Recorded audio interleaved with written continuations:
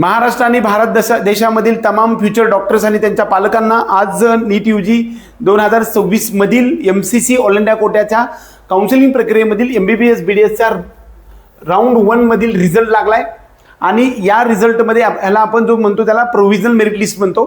त्यानंतर एक 10 ते 15 तासामध्ये किंवा त्याच्या अगोदर सुद्धा फायनल मेरिट लिस्ट येणार आहे. सिलेक्शन यादी, निवड यादी मिळणार आहे.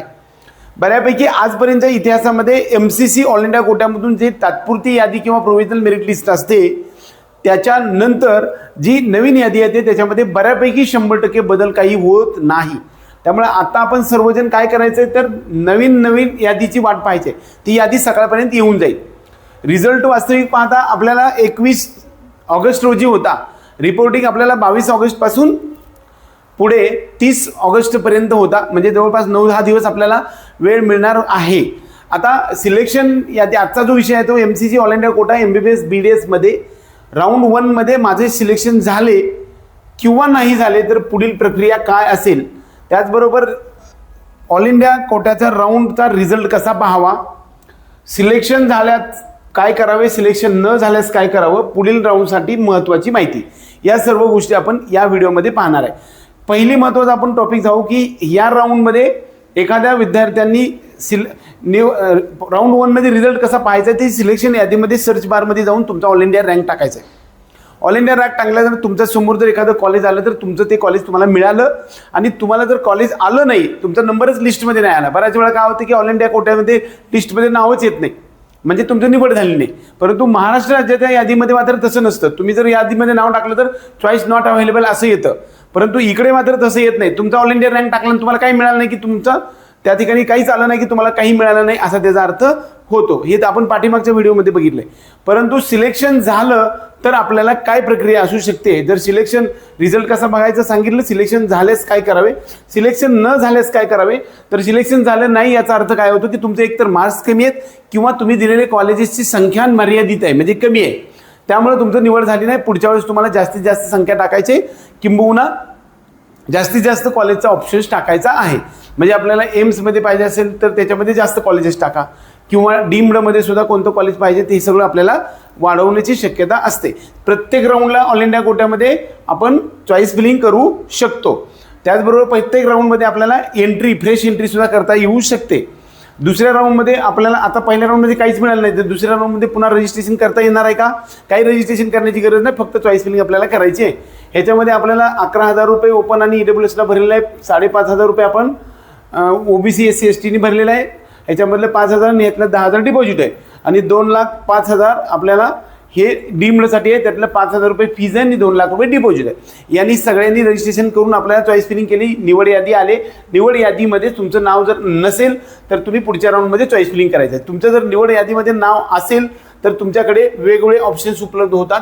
त्यामध्ये पर्याय क्रमांक 1 पर्याय कोणता पर्याय आहे तर आपण फ्री एक्झिट असं म्हणूया. फ्री एक्झिट म्हणजे काय की काही आपण करायचं नाही आणि आपल्याला हे मिळालेलं कॉलेज सोडून द्यायचं आहे. पहिल्या राऊंडला सर्वांना फ्री एक्झिट असते. फ्री एक्झिटचा अर्थ काय की जर समजा सिलेक्शन यादीमध्ये निवड यादीमध्ये एखादं कॉलेज तुम्हाला मिळालेलं असेल तर पहिल्या राऊंडमध्ये तुम्ही काही करायचं नाही. म्हणजे अगदी नंबर लागला असेल तरी सुद्धा कॉलेजला जायचं नाही किंवा काही करायचं नाही. ह्याला आपण फ्री एक्झिट म्हणतो. फ्री एक्झिटचा अर्थ काय असतो की तुम्ही नियमानुसार पहिल्या राऊंडमध्ये जर समजा एखादं कॉलेज मिळालं तर ते काहीच नाही केलं, सोडलं तरी तुमचं रजिस्ट्रेशन बाद होत नाही आणि तुम्ही भरलेलं डिपॉझिटसुद्धा जप्त होत नाही किंवा फॉरफिट होत नाही.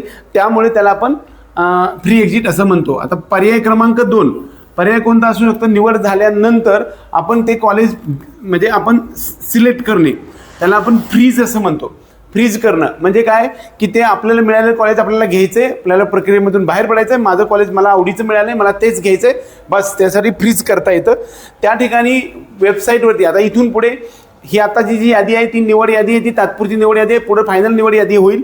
त्यानंतर एक 5 ते 7 तासामध्ये एक लिंक ॲक्टिवेट होईल आणि तुमचं सिलेक्शन जे काही लेटर आहे अलॉटमेंट लेटर आपल्याला मिळणार आहे. अलॉटमेंट लेटर आपल्याला सर्वांना मिळणार आहे. अलॉटमेंट लेटर आल्यानंतर तुम्ही आपले सर्व डॉक्युमेंट्स आहेत ना ते MCCला कळवायचे आहेत, MCCला अपलोड करायचे आणि फ्रीज करायचं आहे. फ्रीज करायचं म्हणजे काय आपल्याला ते कॉलेज जॉईन करायचं आहे. मग जॉईन करण्यासाठी 22 तारखेपासून 30 तारखेपर्यंत जायचं आहे. प्रत्यक्षात ओरिजिनल डॉक्युमेंट्स त्याच्यामध्ये सर्व प्रकारचे 10वी 12वीचे मार्कशीट, शाळा सोडले दाखला, आधार कार्ड, फोटो, गॅप सर्टिफिकेट, त्याचबरोबर हे डोमिसाईल, हे सगळ्या गोष्टी जे काही तुम्हाला आपल्याला पाठीमागे सांगितलेलं होत्या ते सर्व हे डॉक्युमेंट्स घेऊन ओरिजिनल त्याचा आणि 2-3 बंच झेरॉक्स घेऊन आणि त्या कॉलेजची फीस जी आहे त्या फीजचा डिमांड ड्राफ्ट घेऊन आपल्याला प्रत्यक्ष कॉलेजमध्ये जायचं आहे आणि ॲडमिशन प्रक्रिया पूर्ण करायची आहे. आता ॲडमिशन प्रक्रिया पूर्ण करताना त्या ठिकाणी फ्रीज हा ऑप्शन घेतला की तुम्ही प्रोसेसच्या बाहेर पडता आणि तुम्हाला मिळालेलं कॉलेज तुमचं फायनल होतं. दुसऱ्या राऊंडमध्ये तुम्हाला चॉईस फिलिंग करता येत नाही. तुमची प्रक्रिया तुमच्या त्या ठिकाणी संपली, तुम्ही प्रोसेसच्या बाहेर पडला, तुम्हाला ते कॉलेज फायनल झालं. काही दिवसानंतर कॉलेज सुरू झाले की तुम्ही त्या ठिकाणी जाऊन अभ्यास करायला सुरू करायचा आहे. आता पर्याय क्रमांक 3 म्हणजे फ्लोट करणे. आता मिळालेलं जे कॉलेज आहे ते ठेवून आपल्याला पुढच्या राऊंडमध्ये आणखी ह्याच्यापेक्षा बेटरमेंटसाठीचा ट्राय करायचा आहे, त्याला आपण फ्लोट ऑप्शन म्हणतो. ज्यावेळेस आता ही निवड यादी होते, ह्या निवड यादीच्या नंतरची पुढची यादी असेल ती फायनल यादीनंतर तुम्हाला अलॉटमेंट लेटर येईल. अलॉटमेंट लेटर आल्यानंतर ऑनलाईन पद्धतीनं आपण फ्लोट हा ऑप्शन निवडायचा आहे आणि ओरिजिनल डॉक्युमेंट्स मात्र आपल्याला MCCला फक्त अपलोड करायचे आणि राहिलेलं आहे तेच जे काही ओरिजिनल डॉक्युमेंट ते तुमच्याकडेच ठेवायचे आहेत. कॉलेजला काही कळवायची गरज नाही, ते तुम्हाला कॉलेज हातात राहतं. फीज डिमांड ड्राफ्टसुद्धा घेऊन जायची गरज नाही किंवा ॲडमिशन प्रत्यक्ष प्रोसेसमध्ये जे रिपोर्टिंगचा वेळ जो आपल्याला 22 तारखेपासून 30-31 पर्यंत आहे तोपर्यंत काही जायची गरज नाही. आपण फ्लोट हा ऑप्शन निवडायचा आहे आणि मात्र सेकंड राऊंडमध्ये आपल्याला जर समजा ज्यावेळेस आपल्याकडे नियम येईल त्या दिवशी मात्र तुम्हाला तुमचे चॉईस फिलिंग करायचे. म्हणजे त्या चॉईस फिलिंग केल्यानंतर मात्र दुसऱ्या राऊंडचे नियम तुम्हाला लागू होणार आहेत. आणि दुसऱ्या राऊंडमध्ये जर एखादं कॉलेज मिळालं तर ते तुम्हाला घेणं बंधनकारक आहे. त्यामध्ये अपग्रेडेशन होऊ शकतं, किंबहुना हेच कॉलेजला होऊ शकतं. एवढं सगळ्या पर्याय आहेत. परंतु सेकंड राऊंडला मात्र हे फ्लोट ऑप्शन घेतात असताना सगळ्यांना लक्षात ठेवायचं आहे की पुढच्या राऊंडला मात्र एवढे लिमिटेडच कॉलेज टाकायचे की हे कॉलेज जर तुम्हाला हातात राहिलं हे तुम्हाला राहिलेलंच आहे, परंतु ह्याच्यापेक्षा वेगळे जास्त काही वेडेवाकडे कॉलेज टाकलं तर ते मिळालं तर तुम्हाला ते घ्यावं लागतं. हे कॉलेज आपल्या हातात जात असतं या राऊंडमध्ये मिळालेलं. त्यामुळं तुम्ही 100% पुढच्या राऊंडमध्ये चॉईस फिलिंग जपून करावी लागते. कदाचित चॉईस फिलिंग केल्यानंतर तुम्हाला मात्र सेकंड राऊंडमध्ये वेगवेगळ्या शक्यता असतात. आहे तेच कॉलेज राहणं म्हणजे नवीन कॉलेज न मिळणं किंवा अपग्रेडेशन न होणं असं म्हणतात.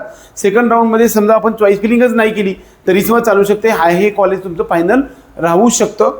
त्याचबरोबर दुसऱ्या राऊंडमध्ये आपल्याला जर एखादं नवीन कॉलेज मिळालं तर त्या ठिकाणी काय ऑप्शन असू शकतो, तर त्या ठिकाणी सुद्धा फ्रीज आणि फ्लोट ऑप्शन असणार आहे. म्हणजे आपल्याला फ्लोट ऑप्शन हा 2 वेळा निवडता येणार आहे जर पहिल्या राऊंडमध्ये सिलेक्शन झालेलं असेल तर. जर समजा तुमचं सिलेक्शनच पहिल्या राऊंडला दुसऱ्याच राऊंडला पहिल्यांदा झालं तर तुम्हाला फ्लोट हा ऑप्शन फक्त एकदा निवडावा लागणार आहे. पहिल्या राऊंडला जर तुमचं सिलेक्शन झालं तर फ्लोट ऑप्शन निवडू शकता. सेकंड राऊंडला अपग्रेडेशनसाठी ट्राय करू शकता. अपग्रेड झालं किंवा नाही झालं तरी सुद्धा तुम्ही फ्लोट करू शकता थर्ड राऊंडला. हे मात्र लास्ट फ्लोटचं ऑप्शन असेल त्याला आपण सेकंड अपग्रेडेशन असं म्हणूया किंवा बेटरमेंट असं म्हणता येऊ शकेल. थर्ड राऊंडमध्ये परत चॉईस फिलिंग आपल्याला करायचे किंवा नाही केले तरी चालू शकते. ज्यावेळेस आपल्याला चॉईस देत असतो त्यावेळेस 0पासून असंख्यपर्यंत चॉईस देता येऊ शकतात. त्यामुळे समजा कमी कॉलेजेस दिले तर मात्र ते कॉलेज तुम्हाला मिळालं किंवा न मिळालं असं पर्याय असू शकतो. मात्र थर्ड राऊंडला मात्र ही बाद फेरी आहे. त्या राऊंडला जर समजा हे कॉलेज घेतलेलं जे हेच मी जे फ्लोटमधून घेतलेलं पहिल्या राऊंडचं कॉलेज मात्र तिसऱ्या राऊंडच्या एंडपर्यंत जॉईन करणं गरजेचं आहे. नाही केलं तर तुम्ही प्रोसेसच्या बाहेर पडता आणि तुम्ही भरलेले 2,05,000 रुपये तुमचे डिपॉझिट जप्त होतं आणि तिथून पुढच्या प्रोसेसमध्ये तुम्हाला जाता येत नाही. सेकंड राऊंडला जर एखादं कॉलेज मिळालं आणि तुम्ही नाही घेतलं तर तुमचे 2,05,000 डीमडसाठी किंवा ह्या इतरसाठी 10 आणि 5,000 जे डिपॉझिट ते बुडतं. पण थर्ड राऊंडमध्ये आपल्याला परत फ्रेश एंट्री करता येऊ शकते. मात्र थर्ड राऊंडमध्ये समजा एखादं कॉलेज मिळालं आणि ते घेतलं नाही तर तुमचं डिपॉझिट तर जप्त होतच होतं, परंतु तुम्हाला स्टे वेकेन्सी राऊंडमध्ये सुद्धा जाता येत नाही, डिपॉझिट भरून सुद्धा जाता येत नाही. तुमची प्रक्रिया त्यावेळेस पूर्ण संपलेली असते. ज्या विद्यार्थ्यांना पहिल्या दुसऱ्या तिसऱ्या राऊंडमध्ये काहीच मिळालेलं नाही त्याला मात्र स्टे वेकेन्सी राऊंडमध्ये चॉईस फिलिंग करता येऊ शकते. किंवा स्टे वेकेन्सी राऊंडमध्ये फ्रेशली आपल्याला एंट्री करता येते का, पहिल्या 3 राऊंडमध्ये न करता, तर 100% त्यामध्ये सुद्धा आपल्याला फ्रेशली एंट्री करता येऊ शकते. त्याचबरोबर सेकंड राऊंडमध्ये एखाद्या विद्यार्थ्याचं डिपॉझिट जप्त झालेलं असेल तर त्यांनी थर्ड राऊंडमध्ये न एंट्री करता डायरेक्ट स्टे वेकेन्सी राऊंडमध्ये येता येतं का, तर 100% येता येतं. मात्र स्टे वेकेन्सी राऊंडमध्ये आपल्याला जर एखादं कॉलेज मिळालं तर ते घेणं गरजेचं आहे. आणि नाही घेतलं तर मात्र तुमचं डिपॉझिट तर फोरफिट होईलच, तुम्ही प्रोसेसच्या बाहेर पण पडाल आणि 100% तुम्हाला पुढील 2 वर्षासाठी नीटची परीक्षा देऊ दिली जाणार नाही, तुम्हाला त्याच्यामध्ये अटकाव केला जाणार आहे. हा एक जाचक नियम असतो. त्यामुळं राऊंड 3 नंतर सर्व काउन्सिलिंग प्रोसेस एकदम किचकट होत जाते. महाराष्ट्रातील तमाम विद्यार्थी आणि भारत देशामधील विद्यार्थी आणि पालकांना एम्स, जिपमर आणि ऑल इंडिया कोट्यामधील राऊंड 1 मध्ये एखादं कॉलेज मिळाल्यानंतर काय फ्री एक्झिट असेल किंबहुना सर्वांना महत्त्वाचा मुद्दा म्हणजे फ्री एक्झिट आहे किंबहुना फ्रीज किंवा फ्लोट या ऑप्शनमधील सर्व कन्सेप्ट क्लिअर झालेत असं मला वाटतंय. कदाचित आपल्याला हा व्हिडिओ आवडला तर इतर मित्रांपर्यंत पाठवा. त्याचबरोबर आपल्या चॅनलला सबस्क्राईब करून बेल आयकॉन दाबा. आपल्या पेड काउन्सिलिंग प्रोग्राममध्ये यायचं असेल तर 94 21 066 225 किंबहुना 95 11 79 13 10 या नंबरवरती तुम्ही संपर्क करू शकता आणि पेड काउन्सिलिंग प्रोग्राममध्ये येऊ शकता. एवढंच या निमित्ताने.